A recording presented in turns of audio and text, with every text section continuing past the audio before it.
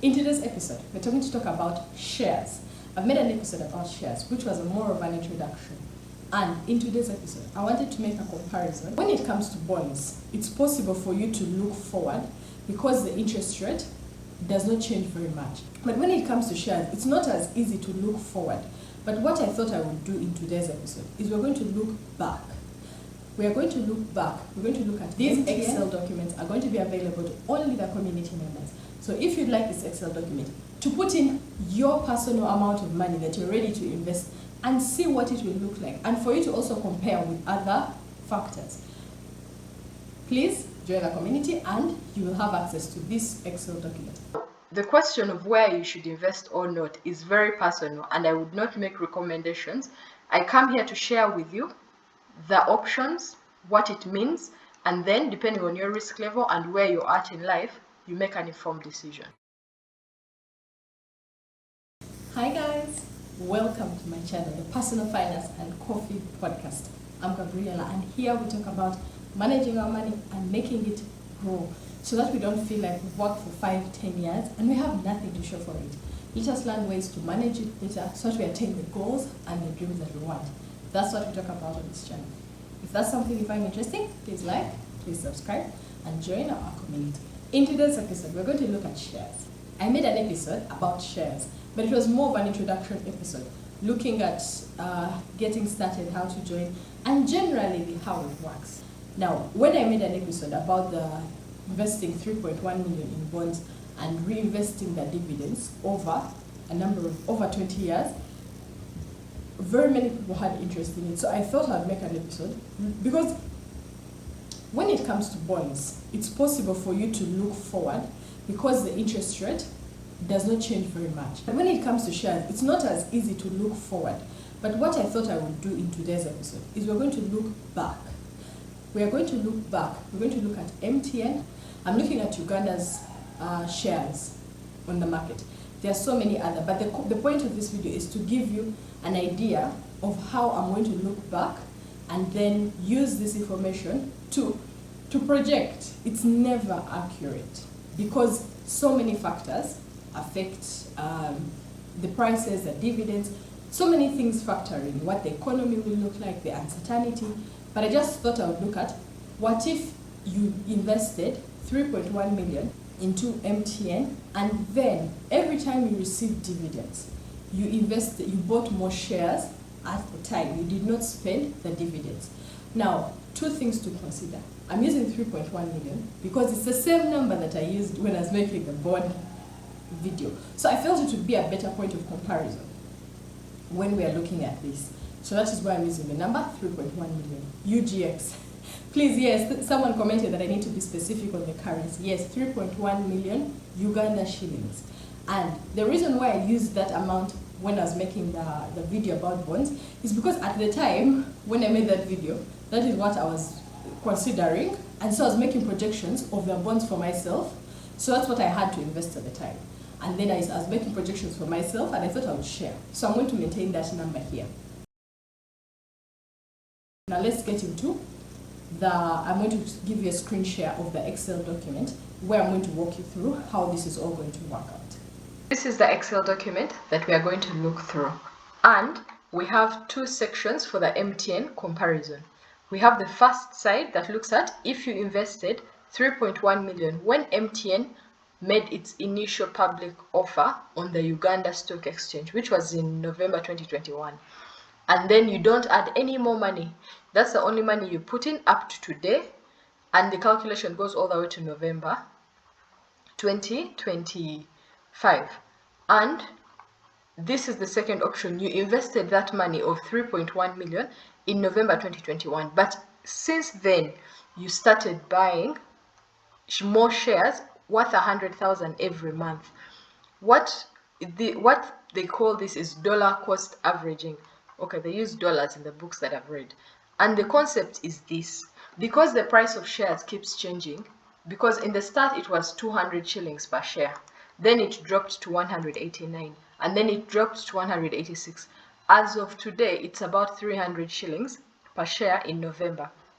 So when you're buying the same when you're buying shares every month, in some months you will buy at a lower price, and in other months you will buy at a higher price. So what happens is that over time you will have an average of how much the shares have cost you, an average. That is the concept. Now let's get into the breakdown. What we're looking for here is what this column looks at. What if you every time MTN pays dividends, it pays dividends 3 times a year, in June, in September, and in December. So the first column here looks at what if you got those dividends and bought more MTN shares, what would be your interest? The next one looks at what if you spent those dividends on whatever you choose on day-to-day living and you don't reinvest them, what would be your interest? That is the concept here. Now, when you're using this document for yourself, all you have to do is change the initial investment amount, and all the numbers are going to change.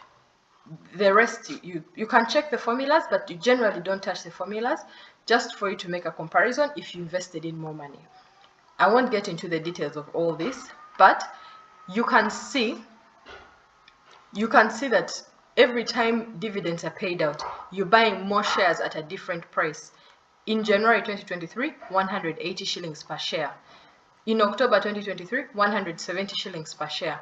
Now, because the price of the shares changes due to demand and supply, this means that two people can have different return on investments depending on how much they bought the share at.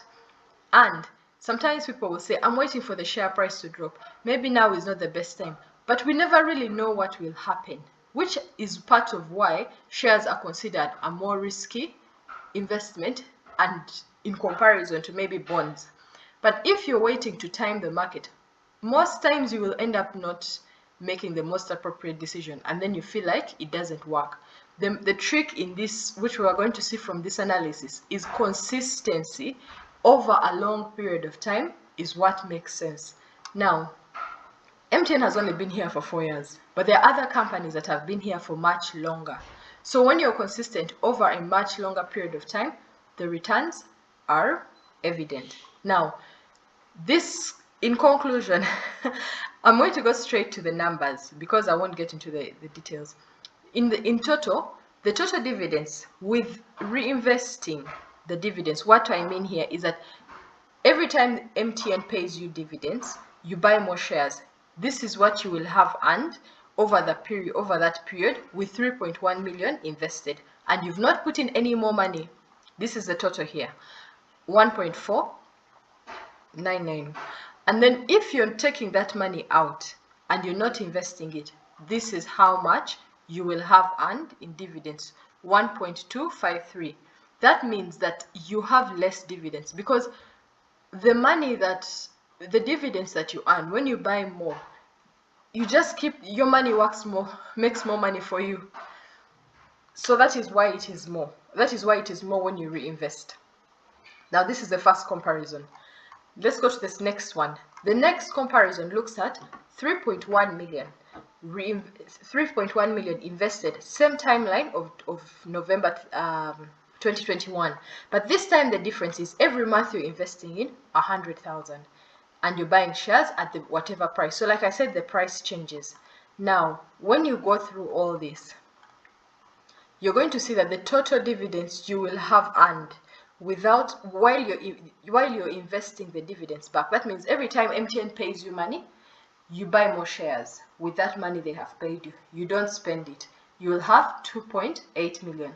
And then if you get the money from MTN, the dividends they pay you, and then you spend it on whatever you choose day-to-day living, this is how much, 2.4 million is what you will have earned.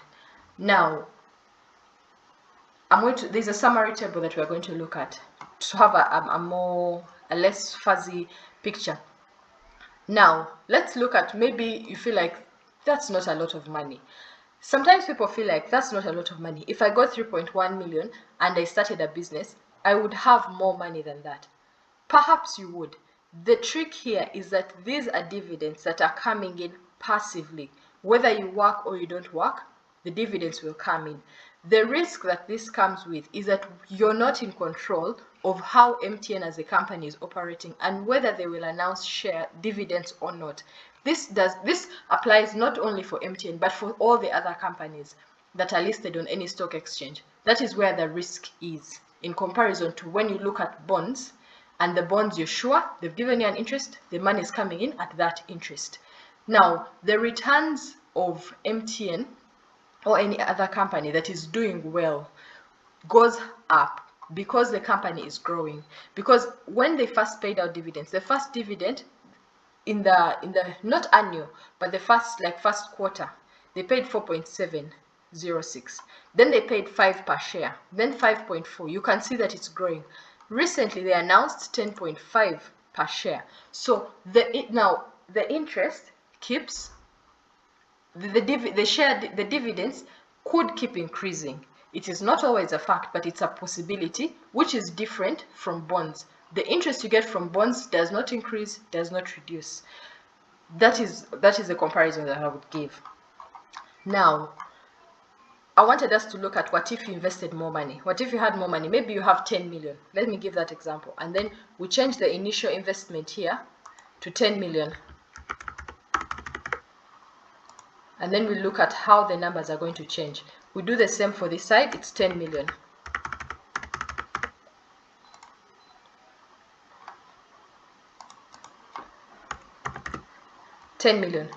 Now you can see that the numbers are changing and you're getting 200. So in grand total here, you find that you've earned 4 million here, and then you've earned 3 million here. And then on this side, you've earned 5 million, and then here you've earned 4 million. Now, so that is generally how you can adjust this. Let's go back to the reason why I'm using this number is because it's the one that I used at the beginning. It's one that I used when I made the initial one. Now, the other comparison that I wanted us to look at is the comparison of unit trusts. Because you may feel like, but Gabi, I can put my money at unit trusts and the unit trust is readily available. What would the interest look like in comparison to shares? Now, this is also a comparison for the unit trusts. I've used 11% on a conservative rate because sometimes the unit trusts give you 12% as a return on investment. So this is very conservative. So likewise, I've done a comparison of 3.1 million.